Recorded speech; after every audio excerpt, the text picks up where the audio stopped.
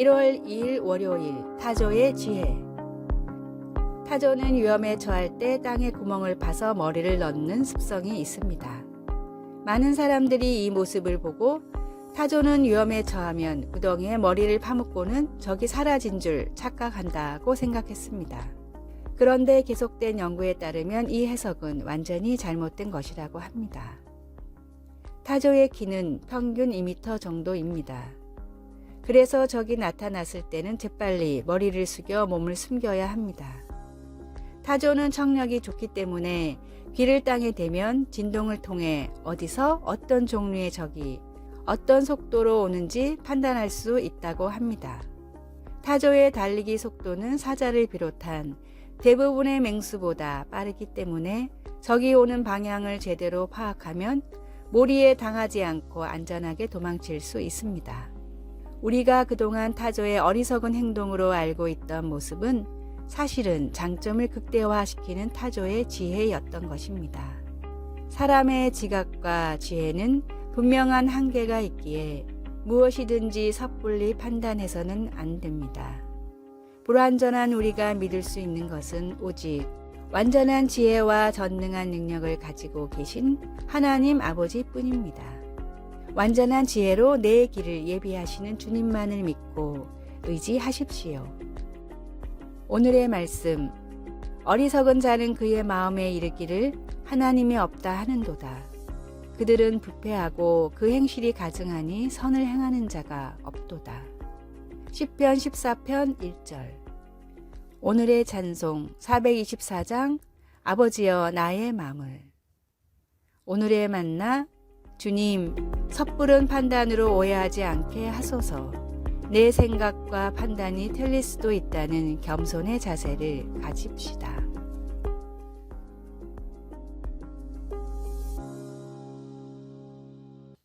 (1월 3일) 화요일 평생 친구. 영국 시인 율리안 쿠퍼는 전에 노예 상인이었다가 목사가 된 존 뉴턴과 친구가 되었습니다. 우울증과 불안에 시달리던 쿠퍼는 자살을 한 번 이상 시도했었습니다. 뉴턴이 그를 방문할 때면 그들은 함께 긴 산책을 하며 하나님에 대해 이야기하곤 했습니다. 쿠퍼가 창의성이 뛰어남을 알았던 뉴턴 목사는 그에게 목표를 가지고 시를 쓰면 큰 도움이 될 것이라고 생각하여 찬송가 모음집을 만들자고 했습니다. 쿠퍼는 주 하나님 크신 능력을 비롯한 많은 곡의 가사를 썼습니다. 뉴턴은 다른 교회로 부임한 후에도 쿠퍼와 계속 가까운 친구로 지내며 쿠퍼의 남은 생애 동안 정기적으로 편지를 주고 받았습니다. 쿠퍼와 뉴턴 사이의 깊은 우정은 구약 성경의 다윗과 요나단의 우정과 닮아 있습니다. 다윗이 골리앗을 물리쳤을 때 요나단의 마음이 다윗의 마음과 하나가 되어 그를 자기 생명과 같이 사랑했습니다. 요나단은 사울왕의 아들이었지만 아버지에게 다윗을 왜 죽여야 하는지 물으며 왕의 질투와 분노에 맞서 다윗을 변호했습니다. 그로 인해 사울이 요나단에게 단창을 던져 죽이려 했습니다. 요나단은 이것을 피했지만 자기의 친구가 이렇게 당하는 것이 부끄럽고 슬펐습니다.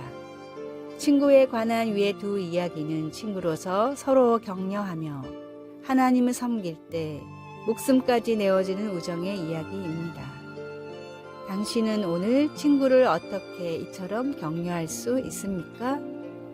말씀, 그의 아버지가 다윗을 욕되게 하였으므로 다윗을 위하여 슬퍼함이었더라. 사무엘상 20장 34절.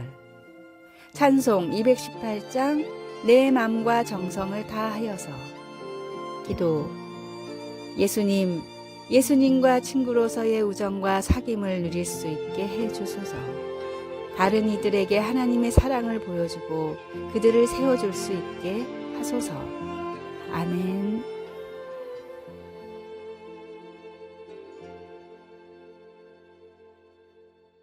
(1월 4일) 수요일 주님이 없는 삶. 20대 때 연인이었다 헤어진 뒤 오랜 세월 연락 없이 살았던 두 사람이 있었습니다. 두 사람은 헤어진 뒤 단 한 번의 연애도 하지 않고 일만 하며 살았습니다. 20년이 지난 뒤 남자는 우연히 최근에 여자의 어머니가 돌아가셨다는 소식을 듣고는 위로하고 싶은 마음에 용기를 내어 전화를 걸었습니다. 다행히 여자는 남자의 전화를 받고 매우 기뻐했습니다. 두 사람은 밤이 새도록 그동안 못다한 이야기를 하다가 만날 약속까지 잡았습니다. 20년 만에 재회로 서로가 평생을 함께할 반려자라는 사실을 깨달은 두 사람은 머지않아 결혼까지 결심했습니다. 이야기의 실제 주인공인 영국의 메이리와 리스는 헤어지고 나서야 상대방이 얼마나 소중한 사람인지를 깨달았다고 합니다. 지금 진정한 사랑인 주님을 만난 우리는 그만큼 충분히 행복해하며 살아가고 있을까요? 차갑게 식은 무덤덤한 신앙인으로 살아가고 있지는 않을까요? 주님이 없던 때의 나의 삶과 그런 나의 삶을 변화시켜 주신 주님의 사랑을 떠올려 보십시오. 주님이 아니면 답이 없는 인생을 고난 가운데 살아갔을 우리입니다. 세상 가운데 신앙을 가지고 살아가는 것이 힘들지라도 결코 포기하지 마십시오. 오늘의 말씀, 오직 그만이 나의 반석이시요 나의 구원이시요 나의 요새이시니 내가 크게 흔들리지 아니하리로다. 시편 62편 2절. 오늘의 찬송 94장 주 예수보다 더 귀한 것은 없네. 오늘의 만나 주님, 험난한 시련을 당할지라도 주님만은 절대 포기하지 않게 하소서. 주님을 믿기 전에 나의 삶을 생각하며 은혜를 소중히 여깁시다.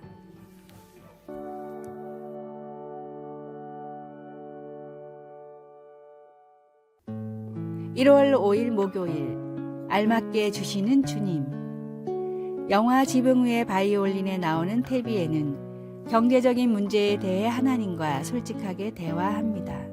당신은 가난한 사람들을 너무 많이 만드셨습니다. 물론 가난한 것이 부끄러운 일이 아님을 알지만 그렇다고 크나큰 영광도 아닙니다. 그래서 제가 약간의 재산을 갖는 게 뭐가 그렇게 큰일 날 일입니까? 내가 부자였다면 당신의 원대하고 영원한 계획을 망쳐 놓았을까요? 오래전에 아굴은 잠언에서 이와 같은 솔직함으로 그러나 조금 다른 기도를 하나님께 올렸습니다. 아굴은 하나님께 자신을 가난하게도 부유하게도 하지 마시고 오직 필요한 양식만 주시기를 간구했습니다. 그는 배가 부르면 교만해지고 하나님을 부인하는 사실상 무신론자처럼 될 수 있다는 것을 알았습니다. 또한 그는 다른 사람의 것을 훔쳐 하나님의 이름을 욕되게 할 수 있기 때문에 가난하게 되지 않도록 하나님께 간구했습니다. 하나님이 자신의 유일한 공급자이신 것을 알았던 아굴은 매일의 필요를 충족시키기 위해 딱 알맞게 달라고 기도했습니다. 그의 기도는 하나님만을 찾는 삶과 오직 그분 안에만 있는 만족을 표현했습니다. 우리도 우리가 가진 모든 것은 하나님께서 공급하신다는 것을 인정하는 아굴의 태도를 갖기를 바랍니다. 그리고 그분의 이름이 영화롭도록 재정을 관리하면서 딱 알맞게 달라고 구한 우리에게 오히려 넘치도록 주시는 하나님 앞에서 만족하며 살아야겠습니다. 말씀, 나를 가난하게도 마옵시고 부하게도 마옵시고 오직 필요한 양식으로 나를 먹이시옵소서. 잠언 30장 8절. 찬송 28장 복의 근원 강림하사.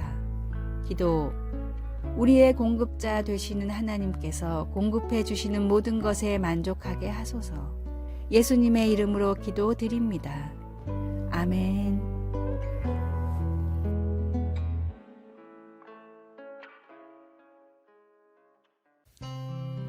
1월 6일 금요일, 방법의 문제. 강아지를 애지중지하는 남자가 있었습니다. 하루는 강아지가 이상 증세를 보여 서둘러 병원에 데려갔는데 의사는 크게 아픈 곳은 없지만 한 달 동안 처방해준 약을 하루도 잊지 않고 먹여야 한다고 부탁했습니다. 남자는 그날부터 심혈을 기울여 강아지에게 약을 먹였습니다. 강아지가 약을 거부할까봐 간식을 준다고 하면서 무릎 사이에 강아지를 끼운 뒤에 손으로 입을 벌려 약을 먹였는데 강아지의 반항이 어찌나 거센지 날이 갈수록 약을 먹이는 일이 힘들어졌습니다. 강아지에게 약을 먹일 생각만 하면 마음이 무거워질 정도였습니다. 그러던 어느 날 강아지에게 약을 먹이려던 남자가 실수로 약을 바닥에 떨어뜨렸는데 갑자기 강아지가 달려와 싹싹 핥아 먹었습니다. 강아지가 싫어했던 것은 약이 아니라 약을 먹이는 남자의 방법이었던 것입니다. 잘못된 생각은 잘못된 방법을 부릅니다. 부정적인 마음은 행동으로 나타나기 때문입니다. 옳은 내용만큼 옳은 방법도 중요합니다. 진리의 말씀에 사랑의 배려를 더할 때 하나님의 나라가 확장될 수 있습니다.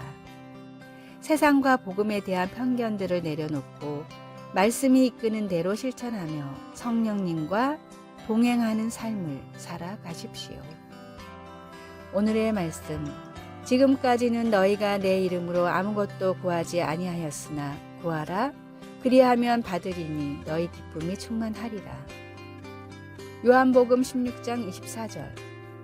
오늘의 찬송 366장 어두운 내 눈 밝히사. 오늘의 만나. 주님, 내 생각과 의지가 아닌 성령님의 인도하심을 따르게 하소서. 혹시 나와 어려운 관계의 사람에게 내 방식이 맞는지 생각해 봅시다.